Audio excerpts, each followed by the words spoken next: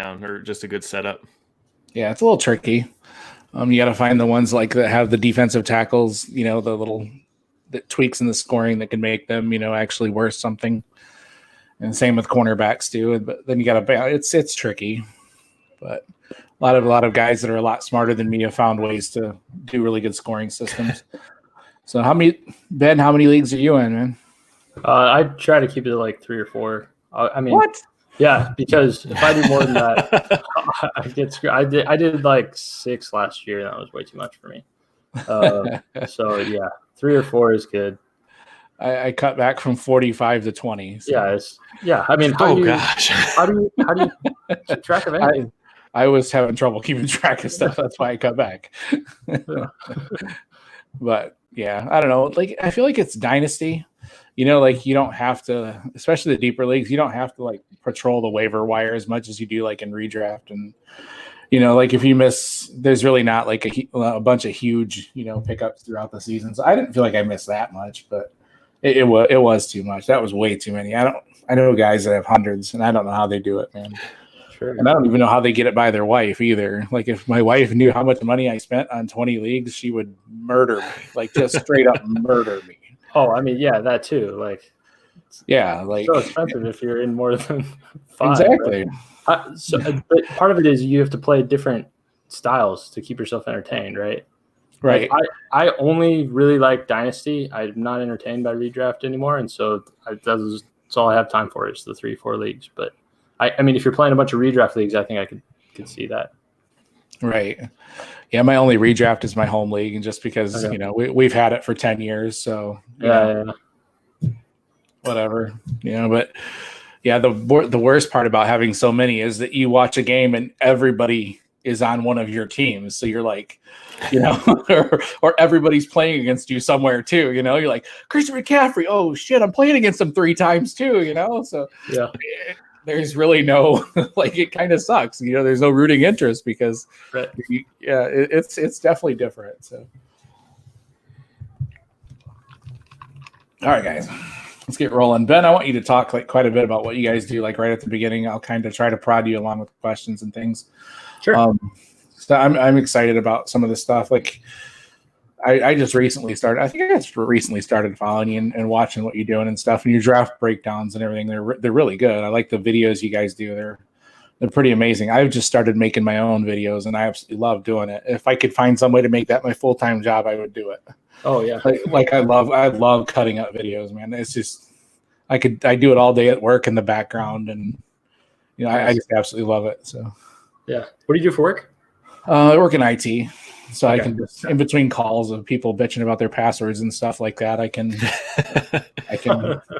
that's why I could literally work from home. And I think we might get to that point at the rate we're going, especially if my kids cannot go to school. Yes. I don't know what the hell we're going to do if my kids can't go to school. So that's going to be tricky. So, all right, guys, let's get this sucker rolling here. All right, ladies and gentlemen, welcome back. This is Devy Owner's Manual. This is episode 2.3. We are your source for building a Devy squad and using it to build a championship fantasy football team. You can find the podcast on Twitter at Devy Manual. Reach out to us. Let us know how we're doing if you have any questions. First up, I want to introduce my co-host, Mr. Pete Lawrence. How you doing, bud? I'm doing great, man. It's been a beautiful couple of days up in the Northwest and just getting ready for the draft. I hear you there, man. It feels like does anybody else feel like time is moving in slow motion right now as far as the draft is going? Like, I feel like it's been 6 weeks since the combine and we still have like 3 months to the draft. It feels like time is moving in slow motion. I'm ready to get this draft. So it's just the hype and the buildup, of this 2020 draft has just been crazy for so long. So, and it's not just Pete tonight. We have a very special guest. I'm really excited to bring on this guy. His name is Ben, but he goes by @Jetpack Galileo of the Fantasy Football Astronauts. Ben, how you doing tonight, man? I'm doing well. Excellent. Glad to be here. Thanks for having me. Yeah, no problem, man. If you guys hear any crazy noises in the background, it's just somebody honking and throwing a hoagie at him. And he lives in New York City, so he's going to get all kinds of crazy background noises. So hopefully it's just some honking horns and nothing crazier than that tonight. But we just wanted to reach out to Ben because Pete and I both have been following him for a little while and noticing the stuff he's been putting on Twitter, the running back, wide receiver models, things like that. So can you just tell us a little bit about what you guys are doing there at Fantasy Football Astronauts, man? It's some good stuff.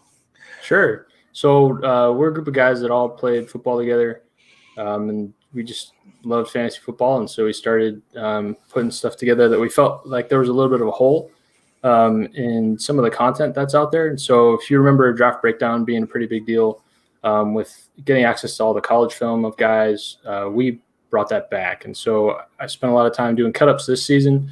And so we'll have cut-ups of players, A.J. Dillon versus Syracuse or Antonio Gibson versus SMU. And so you get to see all their plays against that one team. And that way you get to watch some of the film.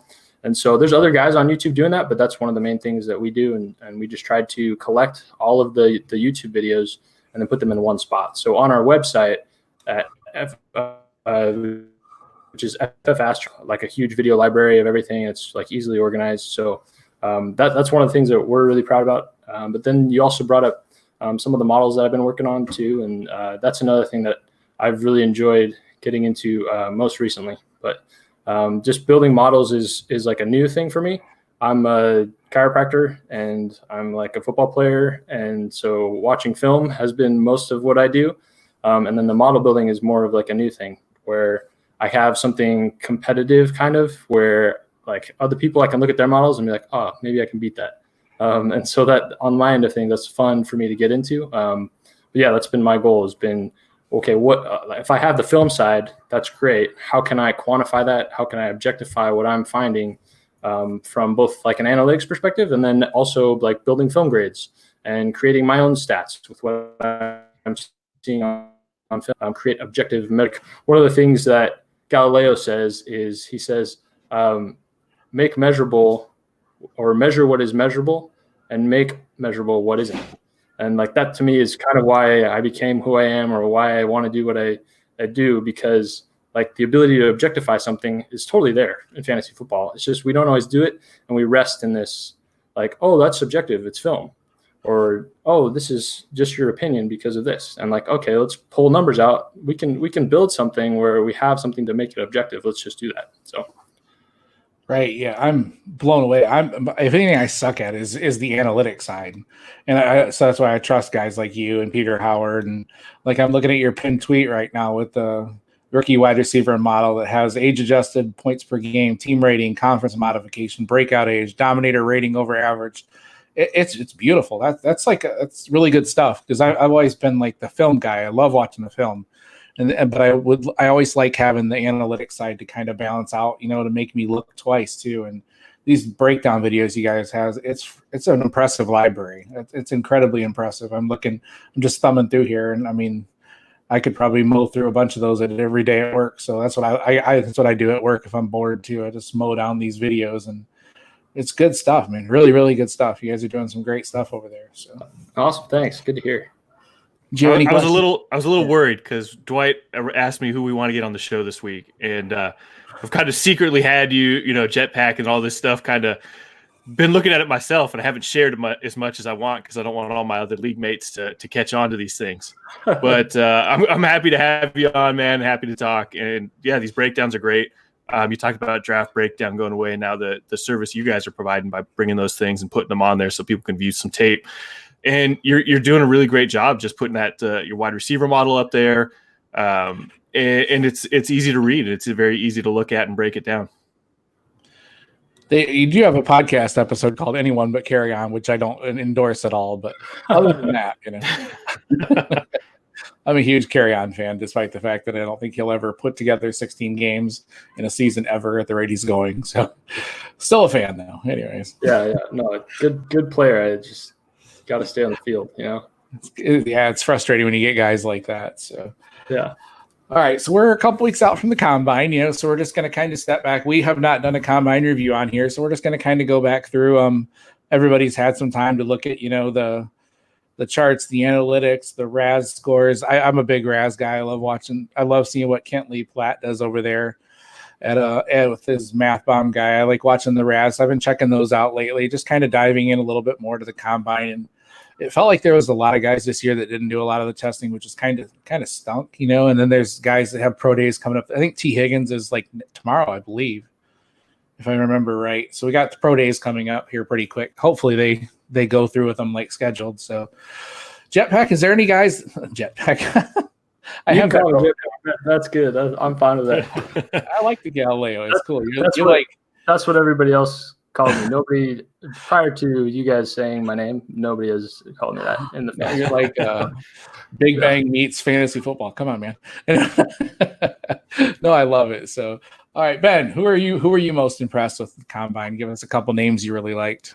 Yeah, so we all know Denzel Mims was a big standout. I think you guys will probably end up bringing him up at some point. But so he's like a big one that stood out in a lot of models. But I think my favorite guy was probably AJ Dillon and what he did.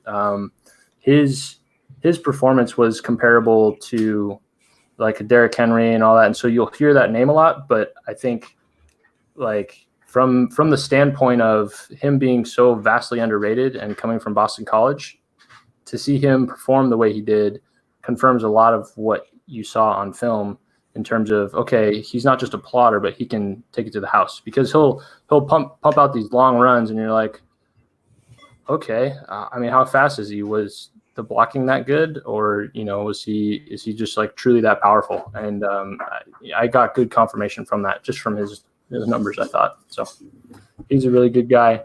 What'd you guys think of AJ Dillon? Yeah, I actually just did a really deep breakdown for DLF on him, and the numbers are so similar to Derrick Henry. It's kind of creepy. Like he was 0.1 second slower. Like his broad jump was the highest ever for a guy his size, beating out Derrick Henry.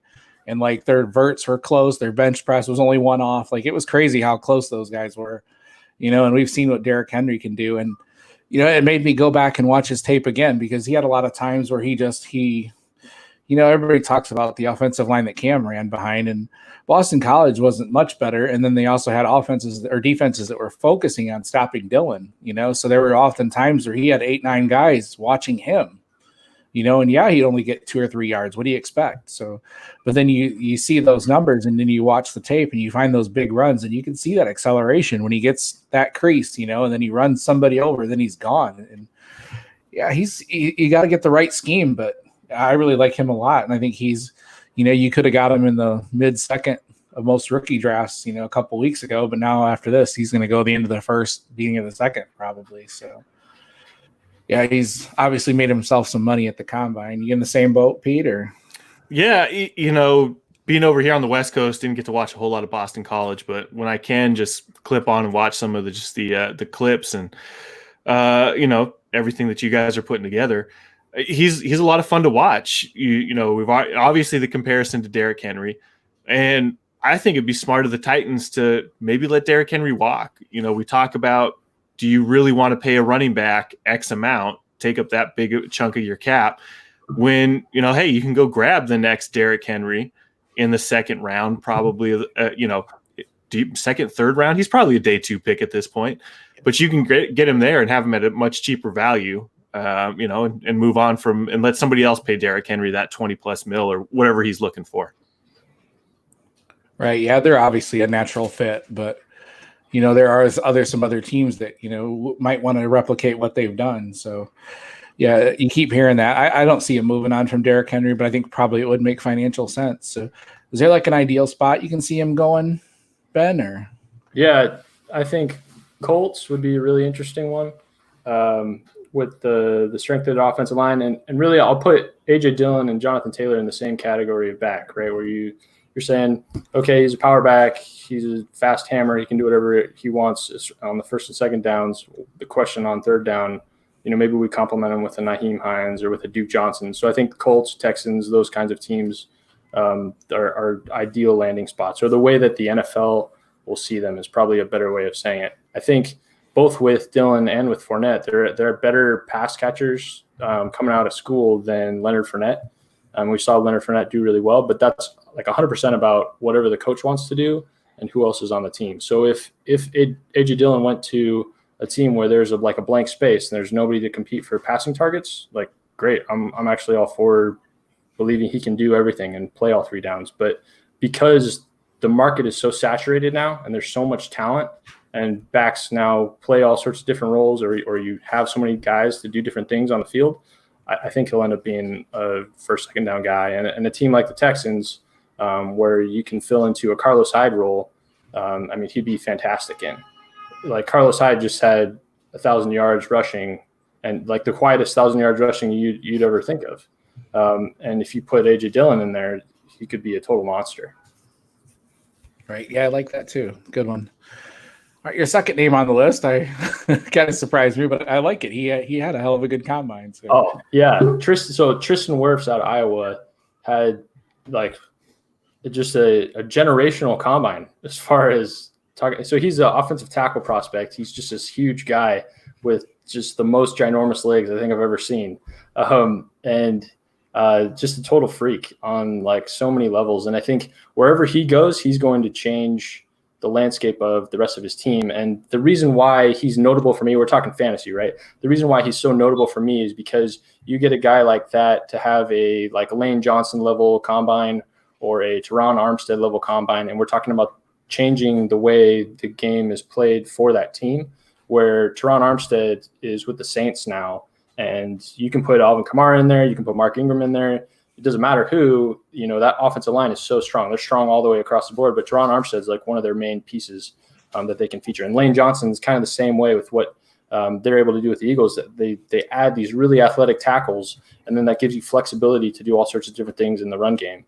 And I think Tristan Wirfs will do something similar. Like another Iowa guy, offensive lineman that really changed or made a big impact was Brandon Scherf, who's with the Redskins now. And you'll see like when Scherf is out and when Trent Williams is out, AP's numbers or Darius Geis's numbers or whoever's numbers, those go down huge amounts. But when Scherf is in, like they're ready to rock. And you can put a 33-year-old running back in and expect him to do fine, even though there's no passing game. And so a tackle like that in Wirfs can be a total game changer. So there's a lot of guys a lot of teams I'd be excited to see him land on, but just like from the pure athletic marvel that he was, I think it was really fun for me to watch too. Yeah. Any thoughts on him? It's scary what these guys do at this size, man. Like yeah. I watched Mekhi Becton run. I'm like, oh my God, that guy's like 6'7", 360. He's just flipping. Yeah. Like, that's scary, man. That guy like way faster than me, and he's like 100 pounds heavier than me, and like 6 foot. Like that's crazy. So it's weird, man. It's nuts. But yeah, they're saying like 5 tackles could go in the first round, like in the first 10. I mean, like the first 10 or 12 picks, there could be like 5 tackles. Those tackles are so much more important. I mean, you see these teams that are successful. That's so good it's all built around the line. Yeah, it's so good for football to like. I don't know. I feel like it's been 3 years since we had a good tackle class, and every year you're like, yeah, there's maybe one guy, but like now we can have. I mean, how many teams really are desperate for a good tackle? Like the Texans, the Dolphins, right? The Bengals. There's so many teams, the Cardinals, that have like nothing, and have been just kind of like pushing it back, and then now we can finally see some talent to support your Joe Mixons, to support guys like that where, okay, it's time to really believe in someone who's struggled. You take that to the next level. Right. All right, Pete, who's somebody you were impressed with, man? We just talked about an offensive tackle who I'd love to see go to the Seahawks, but I was just really happy to see some good positive news about Tua. It seems like his hip's good. We got the ESPN reports that it sounds like he's going to be throwing at his pro day. So that was all positive for me, but same goes with the talk about Jordan Love. Didn't look too great this year. If you watch any cut-ups from 2018 to 2019, there's a huge drop-off in just the quality of his play. But you're still hearing about him likely going top half of the first round. Just some of the comments coming out of the combine. And he's just got all those traits in the big look, the arm, things that the teams are going to fall in love with. And I think Jordan Love just really impressed. And I think he's going to be a first round, probably top half, because quarterback is just, you got to have that guy. So, right. Now, Ben, for you, if Tua was not hurt, would he be your number one, or is it Burrow? I mean, I don't know.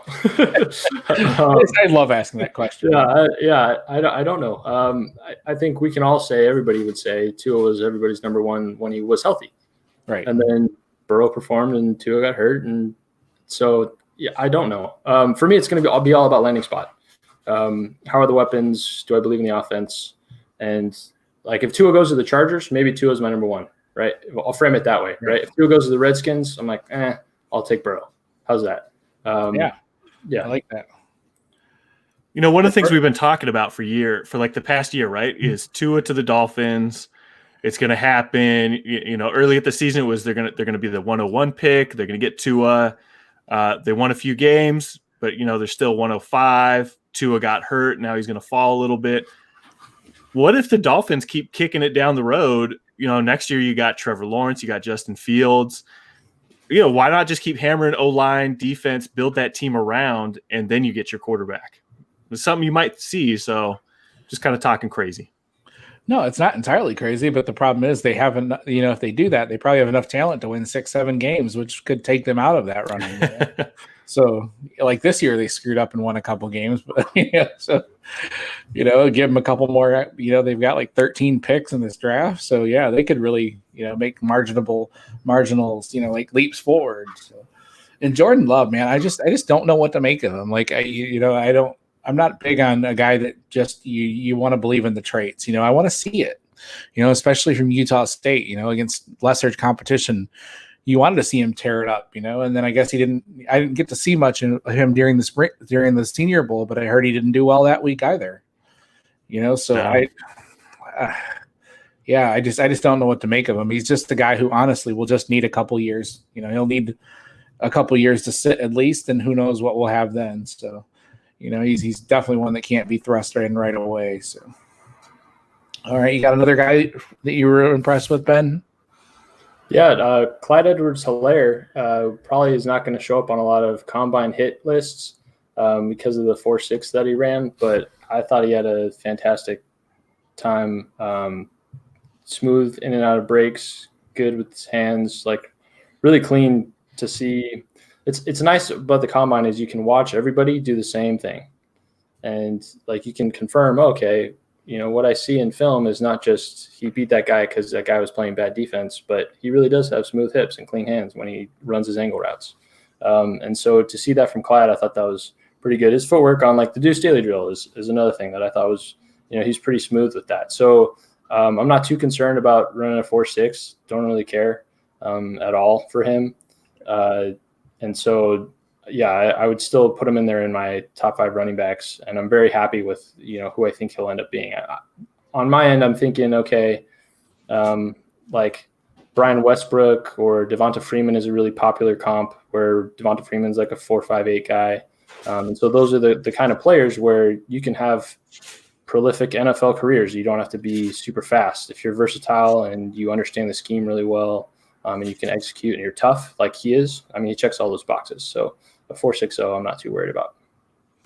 Yeah, I think my old co-host Matt compared him to Ray Rice, and I kind of like that. Sure, you know, he got that stigma of Ray Rice, but you know, when he played, he was a lot of fun to watch. You know, he was a good little back. So, yeah, I love Helaire a lot. I think he's probably the best pass catching back in the class, maybe past DeAndre Swift. But I don't want to talk about DeAndre Swift today. So I've been cutting down a lot of his games, and I'm not impressed with the last couple games I've watched of him. So it sucks when you do that, when you watch film and you watch a couple bad games. You're like, why is this guy my number 1 or number 2? You know, you're like, screw it, down he goes. You know, but no. So it's silly. I watched a couple rough games. I'm like, ew, what?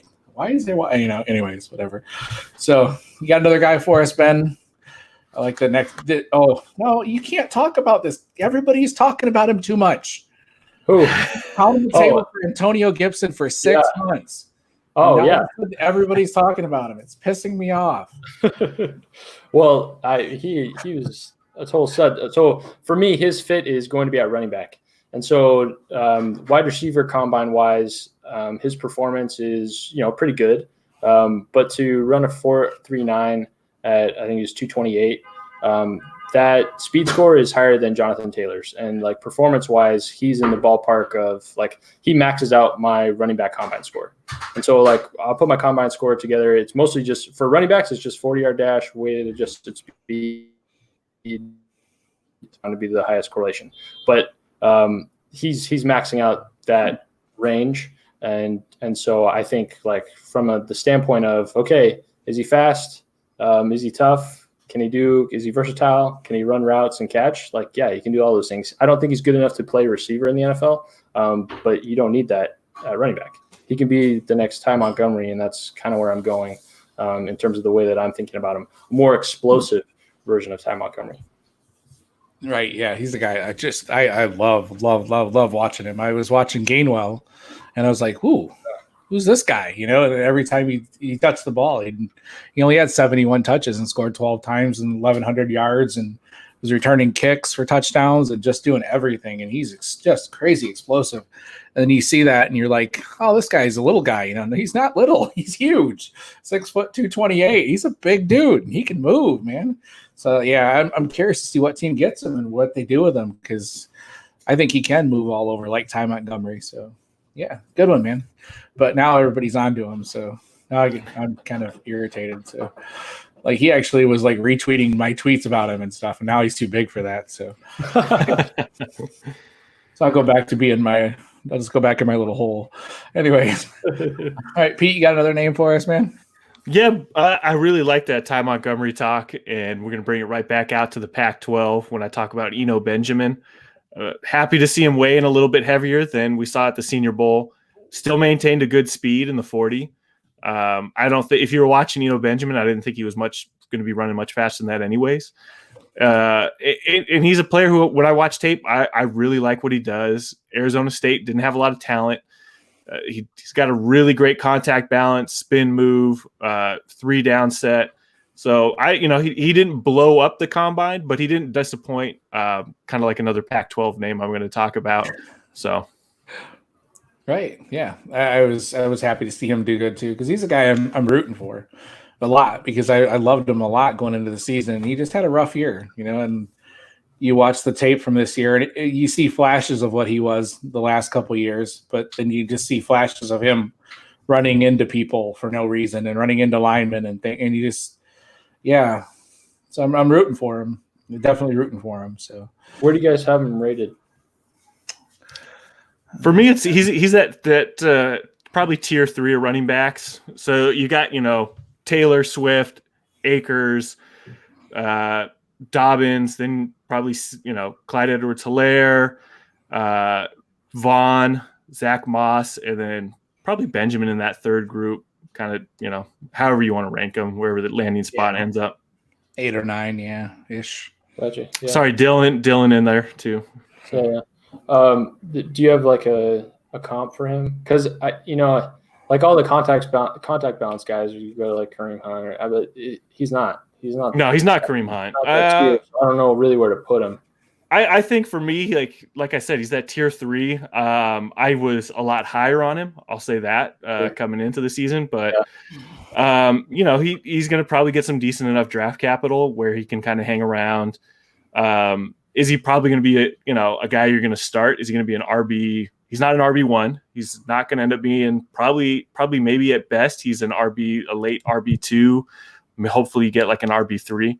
Hey, a best ball dynasty roster guy, you kind of stash him. I'm thinking you're probably drafting him late round 3 at this point, maybe round 4. So just a guy to toss in there, just a player who's going to give you some depth and is probably going to have a good career. I mean, not a great career, but just he'll be in the NFL for a moment. He's going to, have some time for you. Hmm. Right. Yeah, I agree. So, and Ben, can you say his last name? I never have been able to. And how many years I've been doing this, I still can't say his last name. So. Alberto. Alberto, that works. Yeah, that's what I do. Yeah, so he didn't test much. He just did the 40, and he ran a 4.49, which is all you need. I haven't gotten into the film on him yet, but if you're running a 4.49, I think he's like 258 or something in that range. That puts you in an elite tier of tight ends. So tight ends in particular, it's more about combine than it is any other position, because you can get into production profiles of a lot of guys, but Like statistically, college teams are just not as good at using guys as they are in the NFL. Like there's no tight ends that produce more in college than they do in the NFL in terms of like the great ones. Like everyone gets a bump, which is kind of a weird thing. You think of like running backs, like, oh, we have running backs rushing for 2,000 yards, but we don't have any tight ends catching 1,000 yards like we do in the NFL. And I know there's more games and things like that, but just like, I mean, you can say the same thing about receivers, but you can't, doesn't exist with the tight ends. And so, yeah, like for him, his athletic profile to jump out like that, it's a big deal to me. So I'll get into the tape a little more. Have you guys watched him at all? Yeah, and his tape was rough this year. It was rough. He looked like he was slow. He wasn't like, and I really liked his 2018 tape, so it was kind of shocking to see. I expected him to take big jumps. I had him as my number one tight end going into the season, and he just it was hard. It was hard to watch. I don't know. It was just Missouri's offense in general wasn't the most amazing. So when he ran what he ran, I was like, whoa. Is you did not see that on tape at all, right. It was quite shocking. So, yeah, in my profile, he'll grade in the like Evan Ingram range, which is pretty much as high as you can in terms of not just the combine, but in terms of his college profile. So he's an early SEC breakout, and so that gives you the most points in my system, and so that puts him in an elite group. So, getting into the film for me. Like the analytics model is one thing, and it's got like the strike rate on that is better than draft capital. I'm very confident in it. I think it's great. But that'll play a small part of my overall process. And so getting into the film and grading his film, right, that might just speak more to me than whatever I'm reading in the analytics. So because like even draft capital is like 50-50, right? Like, right. Like to beat draft capital is good, right? But I mean, you need to make decisions on like, what do you think is going to happen in football, right? And so like, if he can't catch or he's not tough enough, that should speak to you just as much as like, oh, he had this many stats, right? This much yards. Right. Yeah, absolutely. He definitely could be. He ends on that right team. He could be a really good tight end, for quite a while. So he's got a lot of things you like. So, Pete, we already kind of talked about Denzel Mims. You can talk about him a little more if you want, but you want to get to your last name on the list. It's up to you. Yeah. I think just Mims and Donovan Peoples-Jones just really blew up the combine. So seeing them just having really good athletic scores, a couple weeks ago, like I said, it's better to, a lot of good football players are great athletes, but if you're a poor athlete, you're probably not going to be a good football player. So, hey, he's going to get a nice bump in his draft stock. He was highly recruited in the Devy community. He's been on Donovan Peoples-Jones for a long time. If you've watched any Michigan game, their offense has been atrocious.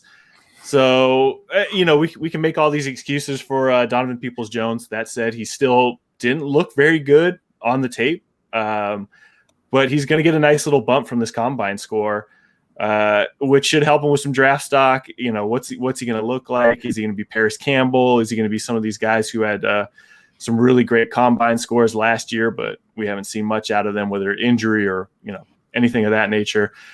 And just for you guys know, it's Albert Okuwe-Newbaum. So there you go. Nice. Ben, what do your numbers tell us about a guy like DPJ? Like what do they say? Yeah, so DPJ takes a big hit just because his production profile wasn't good, but so breakout age is a big thing for wide receivers, right? And that's so when you cross 20% dominator rating, which is like your market share of receptions and yards and touchdowns, when you cross that threshold, then you've broken out as a receiver. And so that's the number one correlation to NFL success is the younger you break out, the more successful you'll be. Just as far as any stat that's ever been, available, that's like the easiest thing to do for receivers in terms of simple stuff. And so with him, he broke out as a sophomore. And so he has like on my production profile, he's like, it's pretty good to the point where like I'm going to need to confirm what the film says on him because his profile is stronger than what I've seen so far. And so analytically, he'll show out because his combine was so elite. And he hit the thresholds enough to the point where he's going to be bumped up to basically say I demand to be watched, right? And there's a bunch of guys who were like, if they don't hit certain thresholds, I won't even bother. And so what's nice about the analytics idea is like, okay, now this fits him into a top 10 category where I say, okay, I have to make sure I watch this guy. And so that's kind of where I'm at on DPJ. Everything about him says you need to watch me. And then, you guys are telling me, and I've kind of felt the same way. He's not going to stand out too much. So like if he ends up on a team where they can develop him and use his skill set as like a returner or moving around him a little bit, I think that'll be useful. But so like with Mims though, Mims is my top receiver on from an analytical standpoint, from the combine standpoint. And I think getting into the film and putting a grade on that will be really interesting. And so the reason why he's the top receiver is because he's a sophomore breakout in the Big 12. And he's like a freak athlete. And the challenge with that is like, what do you do with him, a freak who broke out early in his career in the Big 12, where there's not really any good DBs, but you're hitting all these marks as far as like, oh, I hit this many yards and, all this kind of stuff. Why can't we like that? Why can't we like Denzel Mims in the same ballpark as CeeDee Lamb? And like I have CeeDee Lamb number 1 in my real rankings, but my analytics profile will say, hey, you need to be paying attention to Denzel Mims as much as you are to CeeDee Lamb. So what differentiates those two guys for you? I think I'm just a little, it's the helmet bias. Let's call it what it is. Being burned by Baylor wide receivers, it just makes me a little hesitant to jump in on that Denzel Mims train. Because he hits a lot of things, just like, everything you've said. He hits, a lot of the stuff you want to see from a prospect. But I think just for so many years now, we've just kept getting burned by Baylor wide receivers. And Josh Gordon wasn't a talent thing. That's just, knucklehead. Corey Coleman, talented wide receiver, and sounds like he might have some of the same knucklehead issues if you go back and watch the Browns. HBO special. Yeah. There's kind of some hints that like maybe we made a mistake drafting Corey Coleman. Yes. They moved on pretty quick right after that. And then I think we just kind of all have that little bit of bias, like, oh man, is this just another Baylor wide receiver? And luckily, right, up until the combine, you were getting them at a pretty good deal, but I think you're gonna have to pay up now because just like you said, all these scores are saying, screaming in your face, like, yo, you got to pay attention to me now. And the NFL is going to. So, right. I like that you did see it on tape. You did see the same, that the alpha dog, the get the ball, the catch radius, the sideline. He saw a lot of that, and then watching the combine confirmed it. And I was the athletic side, which was a side that was surprised the hell out of everybody. I think, none of us really saw that athletic, his performance coming. So I think, the analytics side, putting him as a top receiver makes total sense. This is kind of where the analytics side is tough for me because, the analytics side does show that, but then like you said, how is he different than CD? But when I watch CD, he just looks like it, he just looks like the man. And Mims did at times, but it's good. Man, it's tough. I'd like to watch Mims a little bit more, man. Like it's just one.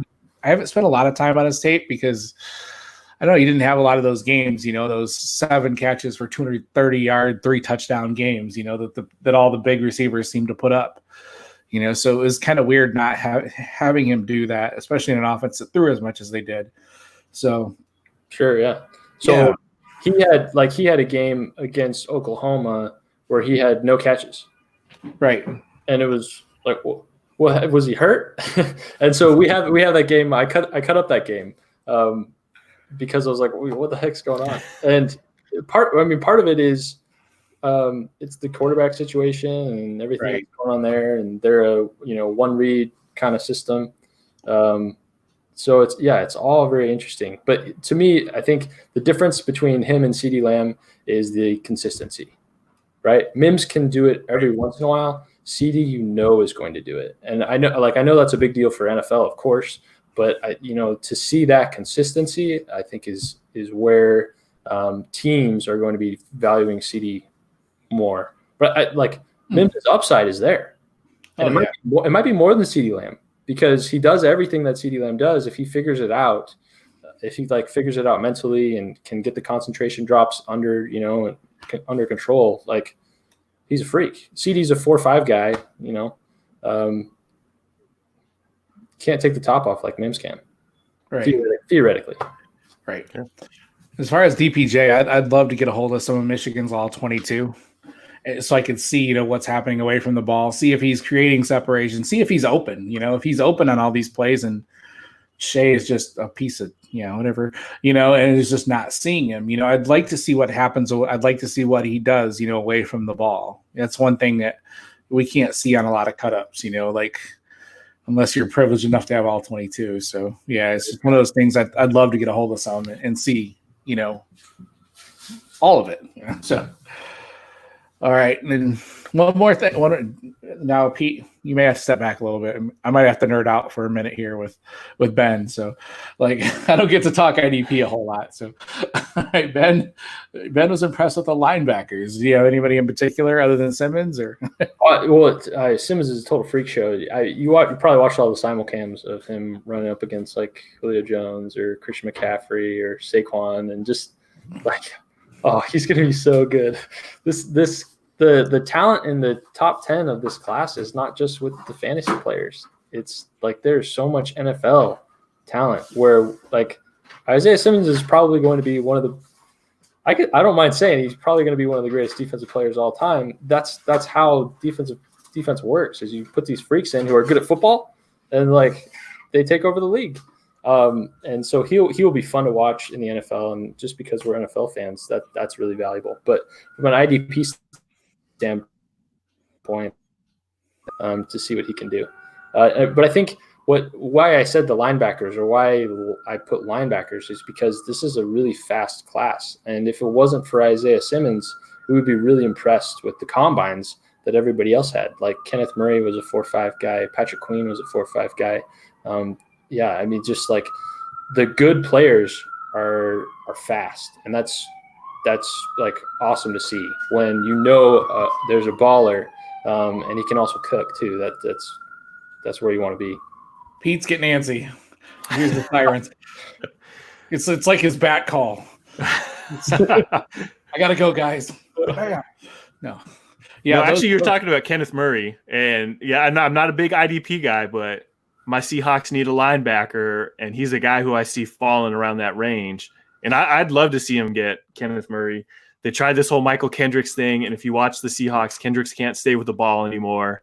So I'd like them to get a little bit more, a little bit of youth there, especially KJ Wright being a little bit older, bringing a guy like Murray and just let him ball out. Yeah, him beside Wagner. Wagner can stay home and be responsible. Yeah. All three of those guys you mentioned are legitimate. They could be top 10 linebackers for the next 10 years. All three of those guys. Although Simmons, you never know what somebody's going to do with him. I actually just recently cut up the championship game of theirs last year, and he played slot corner the entire freaking game against Alabama for the national championship. He was a slot corner the entire game. I'm like, that's bananas. Yeah. Bananas. The dude's 6'3", 240 pounds. That's crazy. And he's playing slot corner. He's nuts, man. I worry a little bit that his IDP will be capped a little bit just because he does that. He does everything, so he's not going to be in on all the tackles and in on all because he's everywhere, So, man, he's amazing to watch. So, although if you are cutting up tape of him, he's an absolute bitch to cut up because you never know where he's at. So, yeah, sure. Because I'd be panning out, scanning, looking, where's he at? Fast forward a little bit, looking for number 11. Where's he at? Going backwards. I think that's him. Oh, it's 12. Damn. He's not even in this play. There goes 30 seconds of my life gone.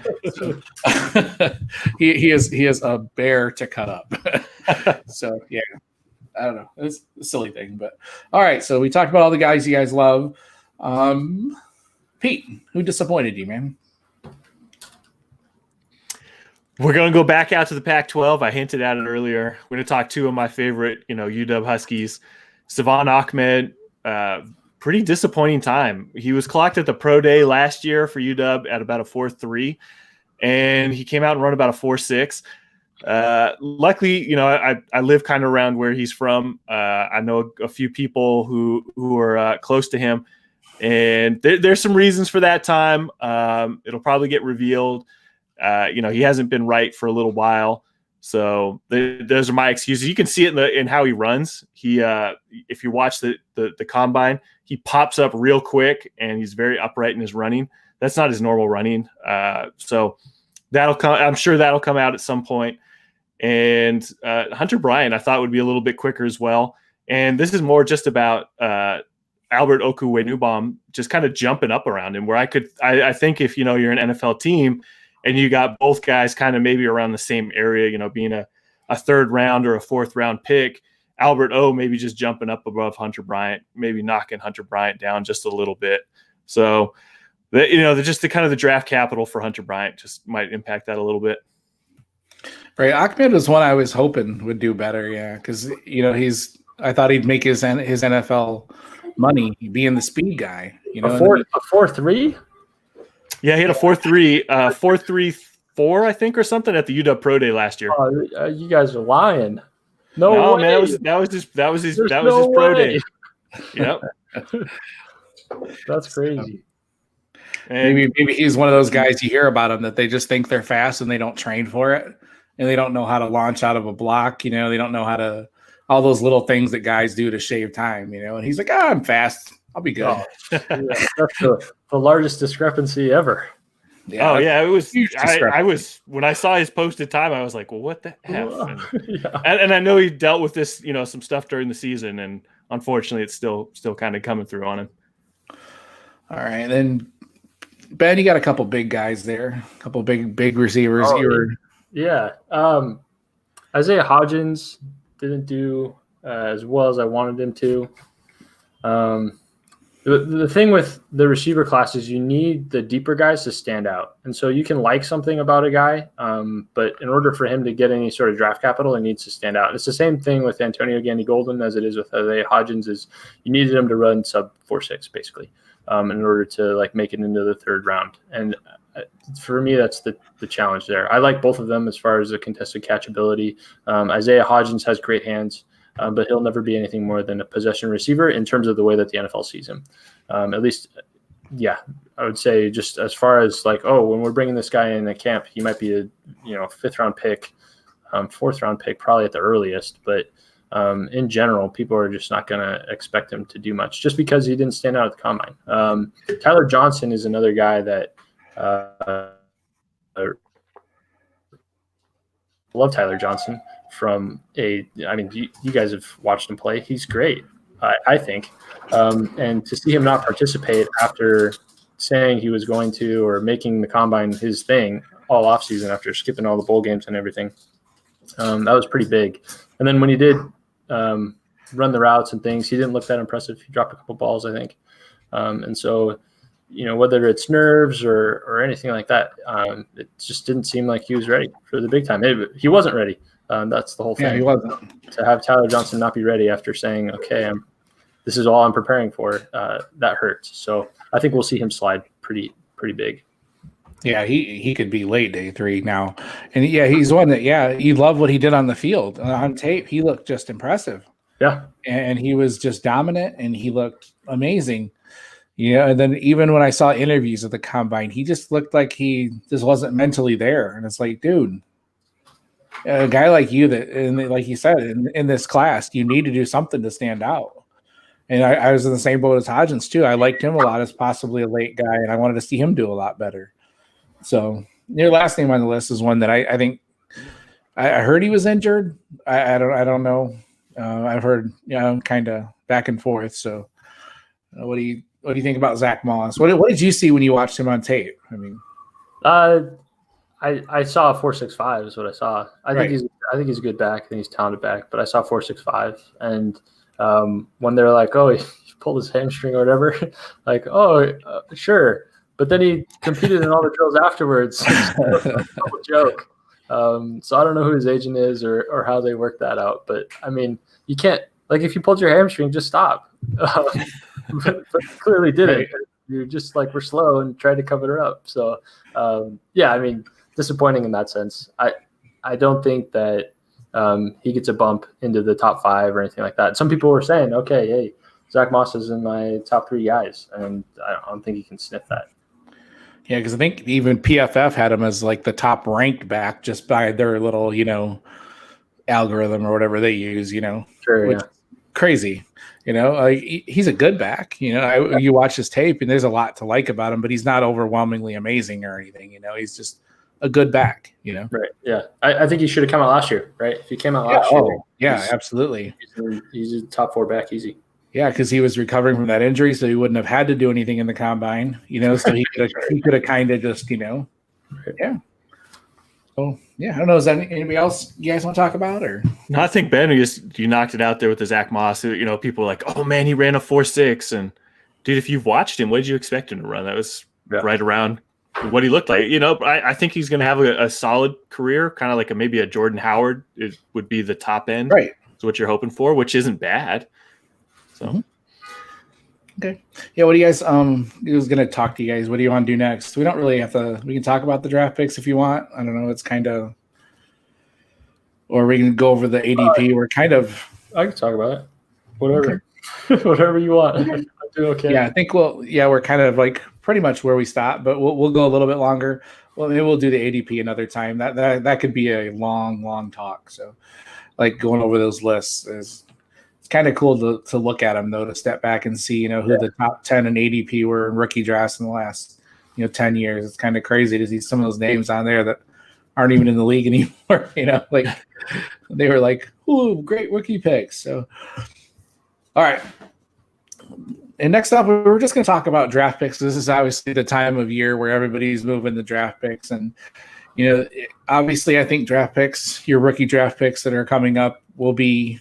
During the rookie draft will be your highest point, but I think right now is probably your second highest point because everybody gets that combine fever. And, I've seen some mocks and things like that where people are taking these rookies like stupid early and like dynasty startups, people are taking, your guys like your CeeDee Lamb in like the 4th round, and like just crazy early and way over all these guys that are proven and stuff. So I think now you've got a pretty good sell high window, not as high as you could, but what are you guys doing in your leagues? Are you moving picks? Are you trying to gain picks? Are there anything you're targeting, Ben? What are you doing with right now?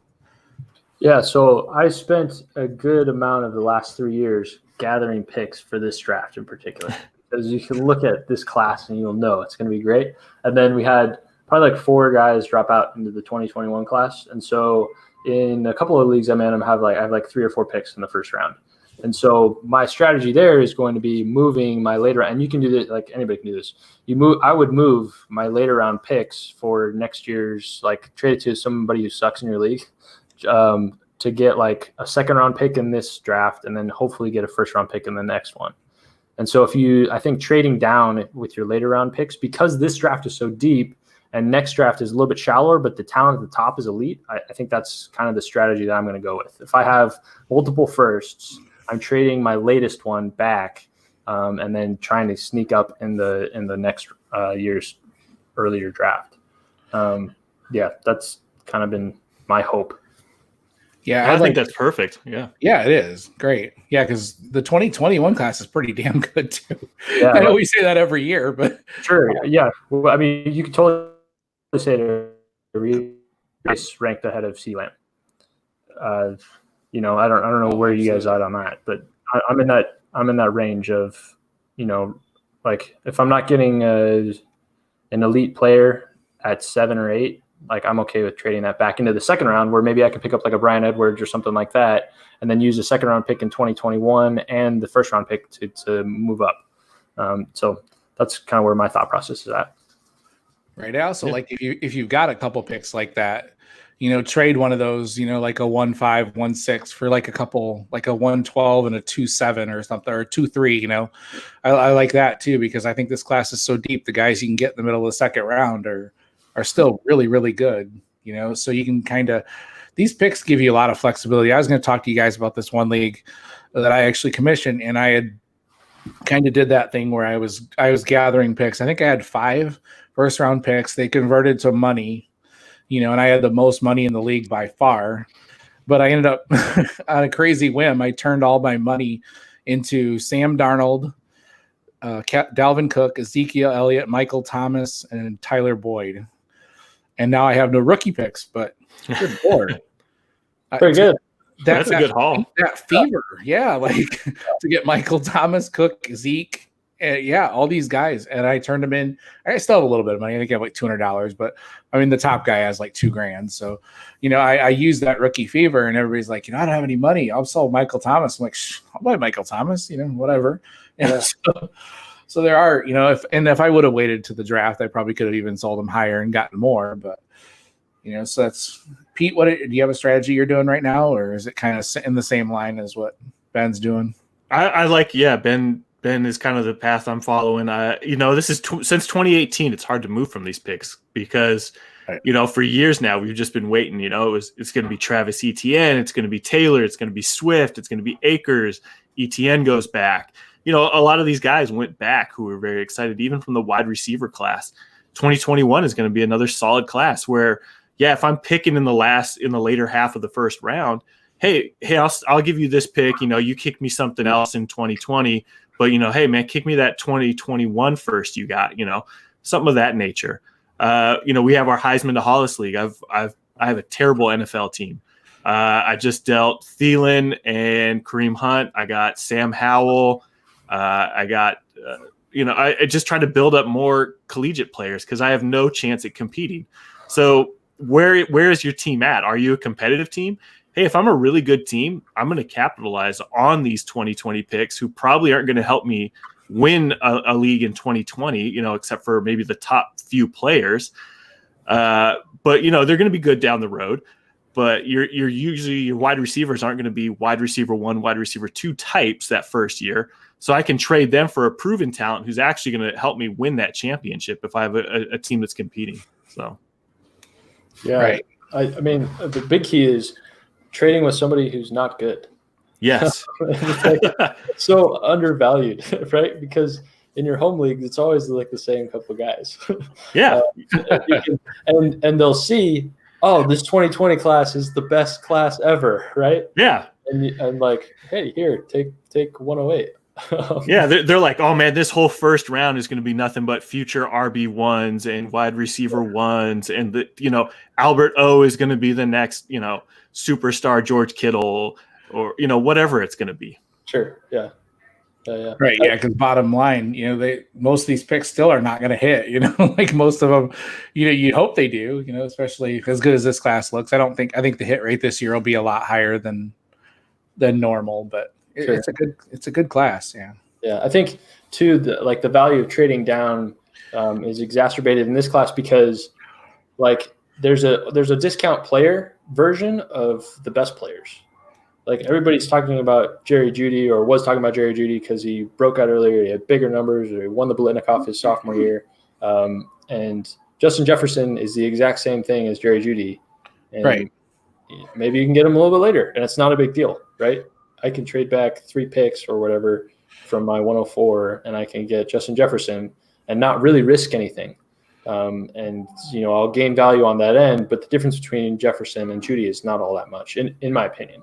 It's a similar concept with Mims and Lamb, right? That we were talking about earlier, right? Where these guys are similar to me, or the idea of what makes them good is very similar. I don't mind trading back a little bit.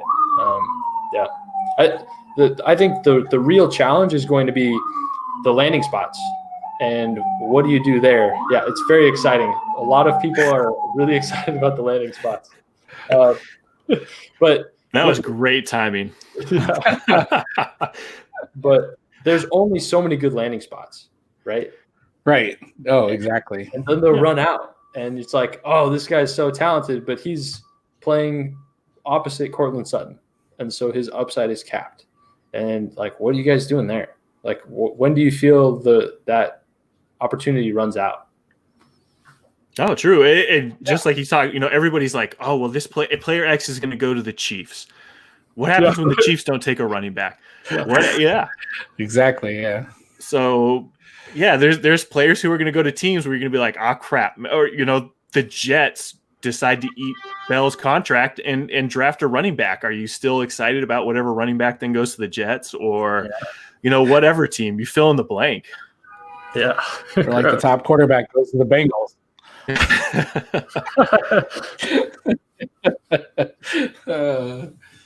My poor Bengals. I'm so worried. I'm so worried they're going to screw Burrow up, man. I love Joe Burrow. Anyways, all right, guys, we'll call that a night there before Pete gets totally swarmed by SWAT teams. Or Ben does, sorry. Or Ben's got that 5-star GTA rating going right now. Oh, yeah. All right, Ben, once again, tell everybody where they can find you. Tell us about your podcast, the site, everything, man. Oh, yeah, it's at Jetpack Galileo on Twitter, and then our website is ffastronauts.com. So we got all sorts of stuff. My models are mostly on Twitter right now, but I'll be building a couple articles, and that way you'll get to see everything. We'll put all the stats up on the website so you can scan the models, decide if you care or not. And then, of course, you can watch the film, and that's really what it's all about. Putting everything you can together to figure out, what do I really think about this guy? Right. Good job, man. All right. Good stuff. Pete? Well, I'm gonna go ahead and say just don't go look at those cut-ups. Don't enjoy any of Ben's work. I don't, especially if I'm playing in a league with you. Just in fact, just skip this episode, move along. But Ben, thanks for the work you guys are doing, putting those cut-ups on there, giving us everybody a chance to watch. That's what fantasy football. It's about having fun. Watch these guys in college. Kind of make it. Go after your guys. Target the guys you want. Have fun with it. Either way, you guys can follow me at _Pete Law on Twitter, and you can find my work over at dynastyleaguefootball.com. All right. You can find my work there as well. Dynasty League Football on Twitter at FFPeoplesChamp. And other than that, you can find this podcast at Devy Owners Manual. So we will talk to you guys again very soon. And Ben, thank you very much, man. We'll talk to you guys soon. Oh, yeah. Thanks for having me. Excellent. You pretty much just confirmed